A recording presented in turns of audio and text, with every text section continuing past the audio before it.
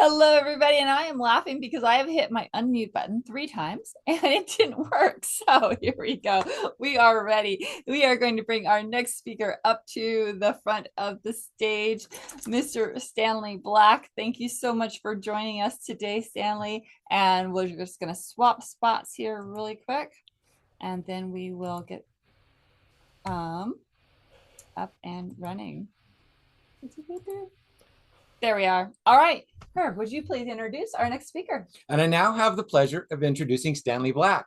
Stanley is a husband, father of 9, a coach dedicated to helping families create harmony at home, blending personality science, functional nutrition, and faith-centered principles. He equips parents to strengthen relationships, improve communication, and support their children's growth. As a certified True Colors facilitator and experienced workshop leader, Stanley has helped dozens of families move from frustration to connection. Through practical tools and engaging teaching, he empowers homeschooling families to build peaceful, productive homes where both parents and children thrive. Welcome, Stanley. It is a pleasure to have you here today. Thank you so much for joining us. Thank you for the invitation. Awesome to be here with such a great group. And hey, Dr. Wassel, that was amazing. I look forward to connecting with you. Perfect. And thank you so very much. So today, your talk title is Building a Harmonious Home, Transforming Conflict into Connection. Did you already say that? I don't think so. Either way, that is one of the things that we love is whenever we're working with families is really making sure that those connections are there, right? That we are having those families build those long-lasting, loving relationships. Why is that your passion? What brought you to this space in your career and what you're doing now? So, a lot of it had to do with the transformation that happened in my own family of discovering how personality science makes a huge difference. And so, it was really just the discovering that when you're able to see people for who they are and appreciate them for who they are instead of wishing who they would be, that connection is possible in a way that just isn't there without it. And so it's been this tremendous journey that I've been on ever since discovering it and using it to help my own family, principally to start with my connection with my wife, and then using it from there to help friends, to help other people, just because it's just such an amazing difference when you're able to see someone for who they are instead of who you wish they would be. And it just makes that connection possible in a way that just isn't there if you're just wishing everybody was like you. Yeah, and that's something that we've looked at in lots of different ways. So I always dive into because of the education part, the learning style, right? If we can learn their learning style, that helps inform us about them and what they do. And so when you talk about personality science, tell us a little bit more about that. Are we taking a test? Are we just watching behaviors? What does this mean? Yeah, so this is, and I'm sure people have heard, there's a lot of different personality systems out there. And the one that I'm certified in and the one that I picked because it's so much more dynamic than any of the others that I've seen. In that it's very, very easy to use, but it's not about putting people in boxes. And that's one of the biggest things you have to watch out for in personality science is I've seen a lot of people who they like take a test and then they have their spouse take a test and they're like, "Oh, I see. You're one of those. That's why I don't get along with you the way I want to because you're one of those." Okay, and that's not what this is about at all. It's about understanding yourself, understanding others, and then finding the connection between you, principally because this one, True Colors, which was created by Don Lowry, it's a communication model. It's about communication, but it's rooted in personality science. And I won't take time for it, but anybody who's interested, I could walk you through the etymology all the way back to Hippocrates and how it's evolved through the years. But the point is it's a system that's simple, that's straightforward, that's easy to use, but is incredibly dynamic. But it's not about putting people in boxes. And the big thing about it is recognizing there's 4 basic temperaments in it. And nobody is just one. Everybody is a mix of all of them. Nobody's just, oh, you're only this one thing. Again, it's not about putting people in boxes. It's about dynamically understanding the person. But when you understand a person's top 2 temperaments, when you understand kind of what drives them, you get the answer to key why questions. And when you understand the why, And when you're willing to flex your language, and again, like I said, it's a communication model. And it's kind of interesting because I was talking with my married daughter last night about this and just some of the frustrations that she's having in their marriage a little bit. And just the nature of the difficulty of, well, I naturally, who I am, I would say it this way. And we have to ask ourselves a question. Is it more important that I get to express myself, or more important that I communicate with you in a way that you'll understand and that is motivating to you? And I ask that as a more important question, but it's really a dynamic question, because sometimes the answer's on either side. Sometimes it is literally just, hey, honey, I just need you to listen to me for a minute. I'm not expecting you to respond. I'm just going to express me as me, how I am. And you just express. But when you do that, it's recognizing that when you do that, you're not trying to control their response, control how they're going to choose to accept it. It's just, hey, honey, this is just me expressing. I don't expect you to do anything. Whereas if you need them to do something, if you want them to do something, and especially if you want your children to do something, you need to express it in a way, frankly, that's motivating for them. And I think it's so easy, particularly, and yes, I'll just call us out for a minute, as people of faith, we get so passionate about our faith and about how we think things ought to be that we get the mistaken impression that we need to make our children exactly like us. It's an easy trap to fall into. And the reality is, God made us different, and that's okay. And what I love about this is finding the genius in each individual. There's a quote that's attributed to Einstein that technically they can't prove Einstein said it, but I use it because it's awesome. And that is, everyone is a genius, but if you judge a fish by its ability to climb a tree, it will live its whole life believing that it's stupid. And that's really the thing that I found is using True Colors, I'm able to help parents have expectations about the genius of their specific child, who they are as a person, expectations about their spouse, who they are as a person, not just, well, this is my spouse, but actually who they are individually as a person, and really appreciate that. So obviously there's a lot to this, there's a lot to unpack, but my wife and I created a very simple way to think about this system and how to apply it practically. And that is the age-old question, why did the chicken cross the road? So you'll notice here, there are 4 chickens.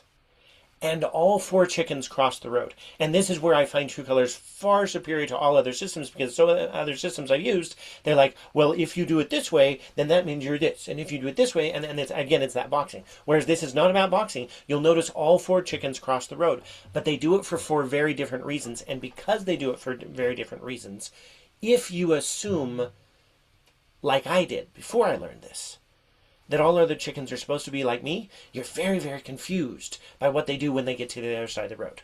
Yes. So, why did the chicken cross the road? There's 4 temperaments, identified by 4 colors. The green chicken crosses the road because an analysis of the data says it's time to cross the road. And there's an opportunity for greater efficiency or optimization on the other side of the road. The gold chicken crosses the road because it's the right thing to do, and to be a contributing member of society, to do their part and to show up where they're supposed to be, they're going to cross the road because they know it's the right thing to do. The blue chicken crosses the road because their friend or someone who needs help is on the other side of the road. And the orange chicken crosses the road because there's an adventure on the other side of the road, and it might be fun to dodge the cars on the way across. Oh my gosh. Okay. Yeah, we don't know any children like that. They Well, never yes. want to climb a tree or fence or whatever just because. Exactly. Okay. Exactly. So Well, and that's really, that's some of my favorite really connection like to your that. point. Yeah. Go ahead. I really like what you're talking about. And one of the things I like about it is so many personality tests and stuff are really inadequate for children. Yes. One of the closest is DISC. I learned that in business. And one of the reasons I kind of walked away from DISC is because it did kind of put you in a box. And so many of the other ones did as well. I found my comfort in the MBTI, but most people just look at the surface of the MBTI and it's like, oh, that's it. But to me, underneath of that, it's the next step is how your brain works and the way your brain defaults. And so from that, it's like, oh, I'm choosing this because that's my default. And now that I know that, I can make another choice. And so I used it that way. So I found great comfort in the MBTI, where so many others didn't. I hadn't heard about true colors yet, so I don't know that. So I'm really curious, and I'm going to look into that as well. So thank you for bringing that up. And especially because those temperaments apply to children regardless of so many other things. And so that was a brilliant way to display that. So thank you. So a quick connection I'll make for you, Herb, there. Yeah, a quick connection that I'll make for you there is true colors is one step beyond MBTI, because MBTI was the foundation, but then True Colors seeks to make it extremely practical, extremely easy to use. Whereas in MBTI, it's like, okay, I had to translate. You were type 14, therefore I need to do, like, it's hard to hold in your head. It's fabulous detail, but it's hard to hold in your head. So the strength of True Colors is it's one step beyond. It takes what's in MBTI, makes it very applicable, easy to use, and this is the big and that I found in my practical work, both with businesses and with families, is that True Colors can handle personalities that MBTI can't. Yes. And that's the big thing, is that MBTI says some personalities are impossible, and in my experience with people, they are not impossible, and those people very much need help. Because life is challenging because they are who they are, and so it's digging in to help them. Another quick tip that I'll give just from a practical application standpoint of, how do I use this in day-to-day life? How do I operate this? Okay. With your kids, it's going to be a little bit different because you have more time to watch them and observe them. But in social situations, here's the little key that I came up with, and that, frankly, the way I used it to start with. When I very, very first learned this and started applying it for the first time, I was a tutor in college. So I was tutoring my fellow college students, and I had this experience that most college students would come to me very belligerent. By the time they realized they needed a tutor, they were already mad at the teacher, mad at the class, all of these things. And so I had all these students come to me, and I'm like, hey, I'm going to try this True Colors thing and connect with them. And so here's the key that I came up with, and that is, in a social group that you're in, figure out a key question that most people in the group have had to decide something on, particularly a big decision. And so if it's like in a social situation, why did you choose to move to such and such place? Something like that. In college, it's easy because you say, okay, what's your major? Because every college student had to pick a major. Mm-hmm. And so I get, and note that this sounds like just general conversation. That's what I love about this, is it's general conversation, but it allows me to transform people's lives. Okay. So what's your major? They tell me their major, and then I say, oh, cool. Why did you pick that? And that's the key, is because it's a big decision, because it's something they had to think about a little bit. They're probably going to tell me their top or their top two temperaments in the answer to that question.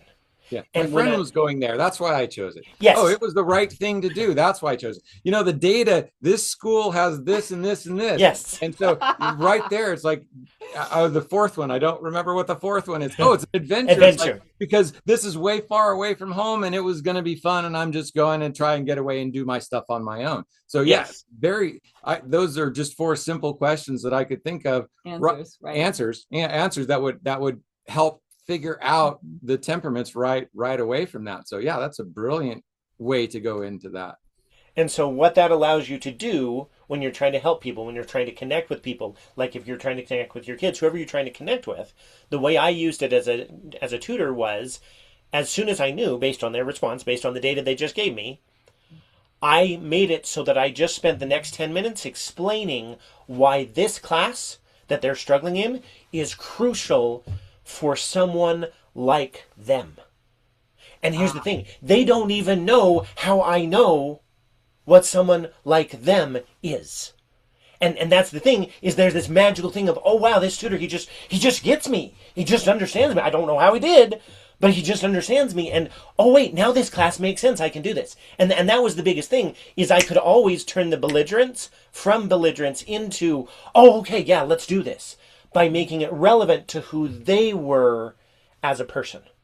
And so bringing this back to families and the connection to family, how many of you have ever worked for a boss that you felt the boss kind of didn't like you.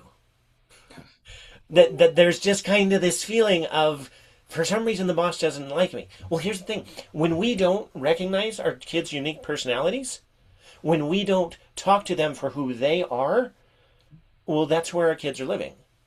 They're living in a employment situation with a boss that doesn't like them, because the boss is always trying to get them on their performance evaluation to do differently than who they are. Versus, have you ever had a boss that believed in you and you knew the boss believed in you? And you knew that they were excited for who you were and what you could do. And that's the opportunity in this, when you understand the children. See, I have people all the time, they're just like, man, your kids are amazing, Stanley. They're so well-mannered and so well-behaved, and they're just so good. And like, I just don't know how you do it. Well, the simple answer is, in my household, they're appreciated for who they are. And when I teach them based on who they are and what's important to them.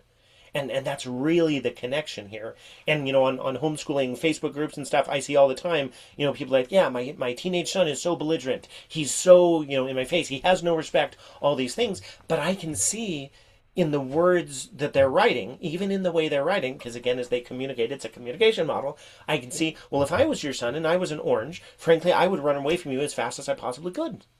Yeah. So I'm not surprised that you have conflict. And as you pointed out right at the beginning, Herb, how many of us deal with orange children? Well, that's what I love about this, particularly when I do my packages where I help families, is that moment, usually about session 3, when the mom realizes that she's not a bad mom. And that's why I do this work. And that's why I love this work. Because when I teach them how to connect with their orange child, and suddenly things start working, whether that orange child is a teenager or a toddler, they're still an orange little human being. When they realize how to talk to them and how to interact with them so that everybody can start winning, the mom suddenly feels, hey, I'm not a bad mom. I can do this. I can handle this. And it's an amazing transformation. And that is the glory of all the work that you do, that we do, working with families and helping them. The whole reason for this Empowering Families and Rethinking Education Summit is all of this, right? How can we help those parents see that they're not failing their child? Maybe they're just missing a piece of information that would help them move forward, right? One of the questions that comes up with this is, because you're definitely talking about communicating with each child a little bit differently. I can see how maybe, especially when they get older, is like, oh man, that's not fair. You treat this child different than this child or whatever. How do you kind of bridge that inside of a family? With 9 kids. With 9 kids, yeah. Yes. You got a lot of experience with this. Yes, lots of clinical material to work with. No, it's tough, and I recognize that it's tough. And at the end of the day, is it okay if I jump to the Bible for a quick moment? Sure. Christ asked his apostles what they wanted, and John wanted something different than Peter. And Peter followed after and said, "Oh, hey, hang on. What about? I mean, can I change my answer? Can I have that?"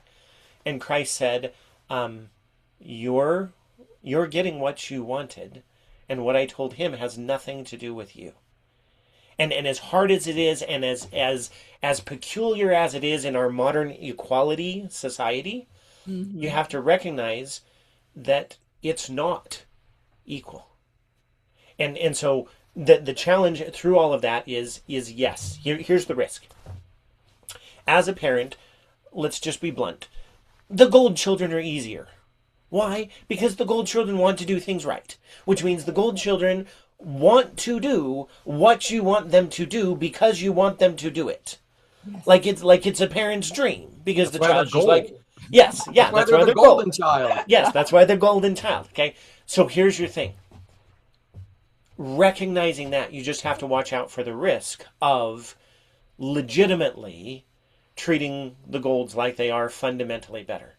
And that's where the discipline comes in, and that's where your desire and your discipline to choose as a parent, that you will, okay, I'm not just favoring this child because it happens to be the gold. I recognize that this child is orange. Whoa, we have not done a family activity in 2 weeks. Crud. They're probably not okay. And the thing is, particularly if you design family activities that can meet all of the different temperaments, you can give everybody a little bit of experience in them, give them a chance to grow, give them a chance to experience it, but then recognize that in one-on-one time with each child, and that's the biggest thing, is scheduling your one-on-one time, scheduling your time to take care of them and to connect with them. You connect with them in their temperament, but you do family activities that are beneficial to all. And so yes, it's tough. I'll tell you it's tough. And have I always been perfectly equitable in it? No, I have not. I get busy. It's easy to get lost. But at least I know when I see signs in a child that they're not doing great, I know where to connect, how to connect, and how to help them. And that's the biggest thing is I think for a lot of us as parents, we can get exhausted from, well, I'm trying to do it right and the child's just not responding. Well, here's the thing. Now you can understand why the child's not responding. Are you doing it right for you, or are you doing it right for the child? Yes. There's a difference. Yeah, there. another perspective is that Yeah. is like every child thinks, well, I'm not like my parent, but then they all think, well, this is my child, it's just like me. So there's that disconnect. It's like, or this is how I was raised, this is how my parents treated me, so this is how I need to treat all of my Or children. I needed the opposite because I hated it. Yeah, or Yes. exactly the opposite. So it's like, and so they use themselves as the standard for how to treat their children, when their children should be the standard for how they treat their children. Yes. And again, back to the Bible, bring up a child in the way he should go, and when he is old, he will not depart from it. But the actual original translation, in the way he is bent. In other words, treating each child individually for who they are, and just recognizing that all of that is possible in a faith framework. You just have to think about it enough to understand where you find that divinity in each temperament and connect to it. And I just want to point out one possible trip up here is that doesn't mean that you're going to become your child's best friend and that your child gets to rule the roost. It's dealing with them in a way that helps them understand themselves, but still giving them the boundaries, the expectations, the things that will help them grow within those areas, right? Absolutely. And another thing is, just because they're the golden child, and if you have sometimes the golden child feels left out because you just know that they're going to do the right thing. Yeah. And so a lot of times they start to feel left out or ignored. It's like, well, I'm the one who is always responsible. How come you're always paying attention to them? So even the golden child does need to be affirmed and held so that they're not forgotten, especially if there's other stuff going on. So again, just because they're golden doesn't mean that you get to ignore them or count on that. There's still that relationship that you need to build so that they're still there for you. Yes. And that's why in the design of family activities that you try and touch all the bases. Real quick, one other thought I wanted to share is a practical thing. Yeah. I figured out that all great youth speakers who get out there and they're able to really get a whole bunch of youth to get excited about something, follow a speaking pattern that I realized aligned with the colors. And that is they start with orange, then they move to blue, they move to gold, and they move to green. And there's all sorts of reasons why that makes sense, but the sequence is this. You start the talk with, bam! Here's something cool, exciting, interesting. Then I tell a story that connects it to people. Then I deliver the content efficiently of my key message, that's the gold, and then finish on the green with an invitation to what could you do more if you were interested in this, how could you follow this, what's exciting about this. And that pattern that I found that great speakers use, if you use it when you're trying to teach your children, if you structure every lesson that way, you'll find far more engagement. Because it's not, okay, kids, it's time to get together. We're going to talk about this. It's, hey, kids, this is a magnifying glass. You start with that. You tell a story, you get your content, and you inspire for more. And it's just a very dynamic way to motivate children and just from a teaching perspective.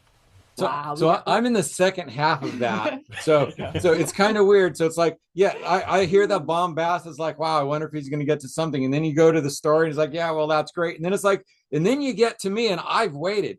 But if you went the other direction, that orange person is not going to wait. And Yes. so the green at the end, who's looking for the data, is like, oh yeah, you did that, and I'm stuck here. And it's like, oh hey, now there it is. So again, you're going with the attention span of the colors as well. So I hadn't thought about that. I heard about speaking in different ways that does that, but never specifically aligned that way. So that's really interesting and cool to hear. So thank you. Well, audience members, and have since you pointed out, wait. just real quick, since you pointed it out, the green is the only one who learns for the sake of learning. That's why it's okay to leave them for last. All right, you got it. All right, perfect. Audience, have you gotten something out of this from Stanley? Would you please give him some love in the chat? Let him know. We are dropping his free gift next, and we're going to have him talk about what his free gift is and his VIP offer is next, and then we will be taking a quick break for our next speaker. Go, Stanley. All right. So the free gift I'm giving to you all is a communication style guide. So this is something that I put together to say, hey, my native temperament is gold, whatever it may be. How do I say something that's very natural to me in the other temperaments? So that right out the gate, you can start practicing, hey, if I need to talk to an orange, this is how I'm going to say it. If I need to talk to a blue, this is how I'm going to say it. And so it gives you samples of how to say, oh, okay, that's how I would use different words to get my point across in a way that will connect with them. And then the VIP gift is, I just really love helping people diving in, and it's a 90-minute session. It's 80% off of a 90-minute session where we dive in on anything that you want to work on in terms of improving your family's connection or health, because I'm also a certified functional nutritionist, and so I just love helping families all around. So it's just a 90-minute strategy session where we dig in and work on whatever you want to work on. And again, for VIP only, there's a code to get 80% off of that.